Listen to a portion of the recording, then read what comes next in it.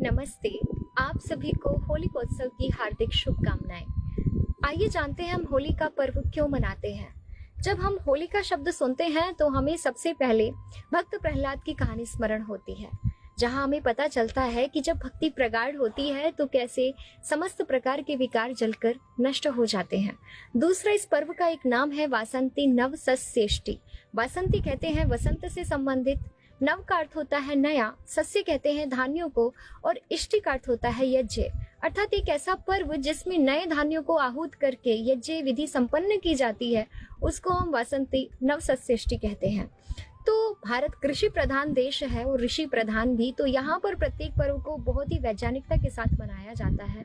तो जब हमारे खेतों में जो धान है वो अर्धपक्वावस्था में होता है, मतलब आधा पका हुआ होता है, तो उसकी जो फलियां हैं उनको भून करके हम लोग खाते हैं, जिसको होला कहा जाता है। तो होला का दहन जिसमें हो वो होली का दहन हो जाता है। यानी कि प्रत्येक पर्व हर्ष और उल्लास से मनाने के लिए हम यज्ञ विधि को संपन्न करते हैं, यज्ञ करते हैं, कराते हैं, और उसमें हम धान्यों की आहुति देते हैं। तो कहते हैं कि अग्नि देवताओं का मुख है और सबसे पहले हमारे जो धान्य है उनका भोग हमारे देवताओं को पहुंच जाता है। तो बहुत ही सुंदर ये परंपरा है जिसको हम बहुत प्रकार के रंगों से भी मनाते हैं।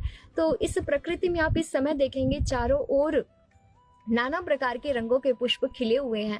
तो ये प्रकृति भी जब अपने स्वरूप को सजा रही है, तो हम भी पहले, हालांकि नेचुरल जो कलर्स होते थे उनसे होली को मनाया जाता था, अब हम उनको कृत्रिम रंगों से मनाते हैं। कोई बात नहीं, समय है, बदलता है सब चीज़ें, लेकिन हम इनको फूलों के साथ मनाएं, हम इनको कोशिश करें कि प्राकृतिक रंगों के साथ मनाएं, और इस समय कुछ देर के लिए प्रकृति का आनंद अवश्य लें, क्योंकि जितना हम रंगों से भरे हुए इस प्रकृति को देखते हैं उतना ही हमारा जीवन भी सुखद अनुभव करता है। तो हमें इस पर्व पर यही प्रेरणा लेनी चाहिए कि जितने भी हमारे दुर्गुण हैं हम उनको अपनी ज्ञान की अग्नि में जला दें और प्रकृति से अधिक जुड़ें, और जो हमारी फसलें लहला रही हैं उनका भव्य स्वागत करें, गीत गाएं, सुनाएं, यज्ञ करें, कराएं। नमस्ते।